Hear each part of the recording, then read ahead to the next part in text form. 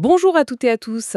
Vous savez, dans le monde du sport et surtout dans le foot, il y a toujours cette espèce d'électricité quand de nouveaux talents arrivent. Ah oui, c'est clair. On les observe, on imagine des duos, on rêve déjà aux futures stars. Ça fait partie de la passion, quoi. Tout à fait. Aujourd'hui, on va regarder de plus près ce qui se passe au Sénégal. L'équipe nationale, bon, ça passionne toujours, mais là, il y a un duo potentiel qui fait beaucoup parler. Hmm. Alors pour en discuter, on a un bout d'article, le titre est assez phare, Duo sénégalais Ndiaye Diao, une force imminente. Bon, l'idée c'est de décortiquer un peu ça, D'accord. de voir pourquoi on attend autant de cette association entre Iliman Ndiaye et Hassan Diao. Surtout qu'apparemment, et c'est ça le truc, ils n'ont jamais joué ensemble en match officiel avec les Lions. C'est ça qui est intéressant. Alors, allons-y, regardons ça de plus près. Ce qui frappe tout de suite dans cet extrait, c'est la promesse. On nous dit pas juste que Ndiaye et Diao sont de bons joueurs, non, on parle d'une future force formidable. Mhm. L'article va même jusqu'à dire, et c'est peut-être le point le plus surprenant, que le monde du football n'est pas encore préparé à ce qu'ils pourraient faire ensemble. Carrément. Et l'auteur insiste bien, tout ça, alors qu'ils n'ont jamais été sur le terrain en même temps en sélection. Il y a même une histoire d'emoji, lion et drapeau sénégalais pour appuyer l'idée, quoi. Oui, et c'est ça qui est vraiment frappant ici. Ce qui justifie qu'on s'y arrête. C'est la nature de cette attente que décrit l'article. C'est-à-dire. On n'est pas en train d'analyser une complémentarité qu'on a vue des stades de match joués ensemble. Pas du tout. L'article y mise tout sur le potentiel, sur une espèce d'alchimie qu'on imagine, une synergie qui est encore théorique. D'accord. Alors, ce genre de projection, c'est courant dans le sport, les pronostics, les espoirs des supporters, des médias. On connaît ça. Oui, bien sûr. Mais là, la force des mots utilisés, force formidable, pas encore préparée, c'est quand même assez inhabituel pour un duo qui n'existe pas encore concrètement sur le terrain. Ça montre une attente, une conviction vraiment très très élevée de la part de l'auteur. Justement, ce paradoxe, c'est un peu le cœur du sujet, non? Affirmer une force imminente pour un duo qui n'a jamais joué ensemble, c'est quand même osé comme affirmation. C'est audacieux, oui. Qu'est-ce que ça nous dit finalement sur la façon dont on perçoit le talent de Ndiaye et Diao, mais chacun de leur côté? Hmm. Parce que pour imaginer un truc pareil en les mettant ensemble, il faut bien qu'individuellement, ils soient déjà vus comme des joueurs euh, exceptionnels, non? Ah bah oui, c'est une excellente déduction, forcément. La force de la projection sur le duo, elle est directement liée à la reconnaissance qu'on a déjà de leur talent individuel. D'accord. L'article ne détaille pas leurs qualités spécifiques, mais on comprend bien que Ndiaye et Diao sont déjà vus comme capables, chacun de leur côté, de faire des différences. Maintenant, cette phrase choque. Le monde du football n'est pas encore préparé.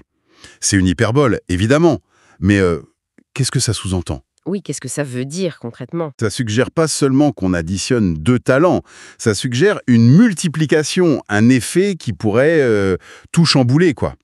Qu'est-ce qui pourrait rendre le monde du football, les adversaires, les observateurs, non préparés? Ben, peut-être une combinaison de vitesse, de technique? Voilà, peut-être ça.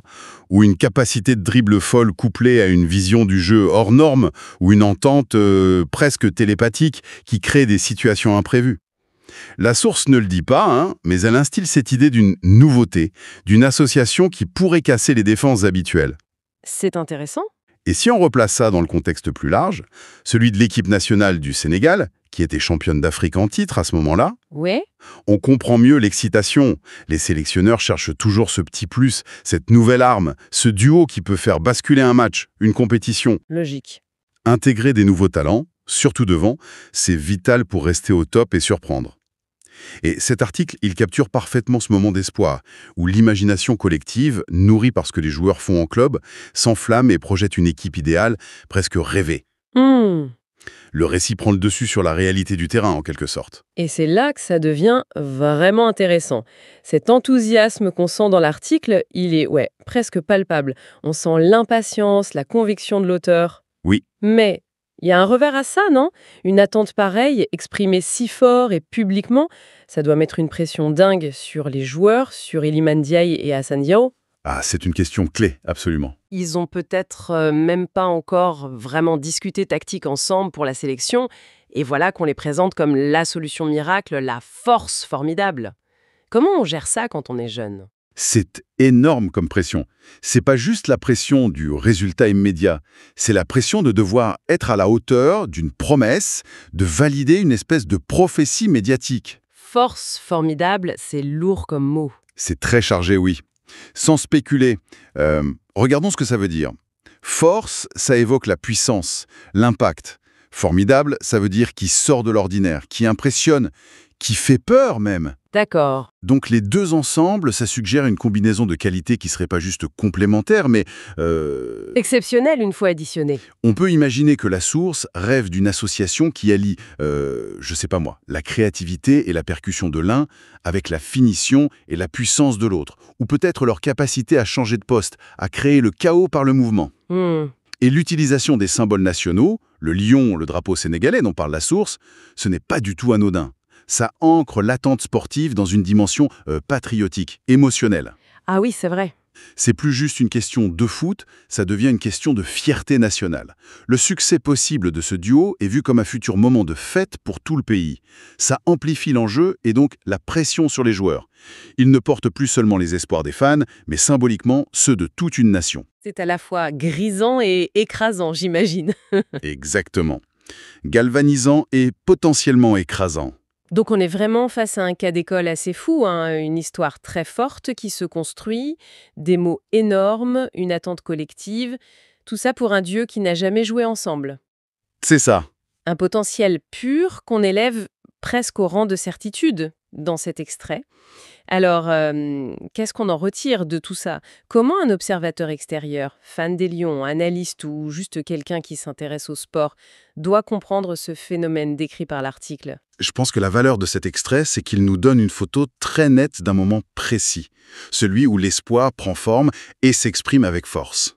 D'accord. Ça illustre parfaitement la puissance du récit dans le sport. Le foot, comme beaucoup de sports, ne vit pas que de résultats et de stats. Il se nourrit d'histoires, de projections, d'attentes, de héros en devenir. C'est vrai. Et cet article, il participe à créer une de ces histoires. Il fabrique de l'attente. Pour l'observateur, ça pose une question importante sur la façon dont on perçoit et on évalue le potentiel. Comment on passe de « ils sont bons individuellement » à « ensemble, ils seront incroyables ». Voilà. Comment on passe de l'observation de qualité individuelle à cette espèce de certitude presque mystique d'une synergie future. Cet extrait montre que parfois, le désir collectif d'une nouvelle ère, d'une solution miracle, peut nous pousser à anticiper, voire à amplifier la réalité potentielle. C'est un témoignage du pouvoir de l'espoir et de la narration dans le monde du sport. Ok, donc si on résume les points clés qu'on a tirés de cette source, l'article duo sénégalais Ndia et Diao, une force imminente, met en avant une attente énorme, presque messianique, autour de l'association future de ces deux joueurs en équipe nationale. C'est ça. On les décrit comme une force formidable à venir, une combinaison si forte que le monde du football n'est pas encore préparé. Et tout ça, on le rappelle, basé uniquement sur le potentiel et l'imagination, puisqu'ils n'avaient, quand l'article a été écrit, jamais joué ensemble pour le Sénégal. Exactement. Le contraste entre la force des mots et l'absence de preuves, c'est ça le nœud du truc. Tout à fait. Et l'intérêt d'analyser ce genre de sources, ça dépasse les seuls supporters sénégalais. C'est une vraie étude de cas. Sur quoi? Sur la naissance et l'amplification des attentes dans le sport de haut niveau. Comment la réputation d'un joueur ou d'un duo se construit avant même l'épreuve concrète. Comment les athlètes gèrent cette pression narrative. Et plus fondamentalement, comment notre perception collective du potentiel est façonnée par les médias, les espoirs des fans, le contexte. Cet extrait nous rappelle que le sport, c'est un théâtre où se jouent non seulement des matchs, mais aussi des batailles de récits, des projections, des constructions de légendes. Parfois avant l'heure. C'est une dynamique à comprendre pour quiconque s'intéresse à la sociologie ou même à l'économie du sport aujourd'hui. Et ça nous amène à une dernière petite réflexion, une question qu'on peut laisser en suspens. La source qu'on a vue met toute la lumière sur ce potentiel fou et l'attente qui va avec. Oui. On est d'accord, Ndiaye et Diao ont du talent individuellement, c'est la base de tout ça.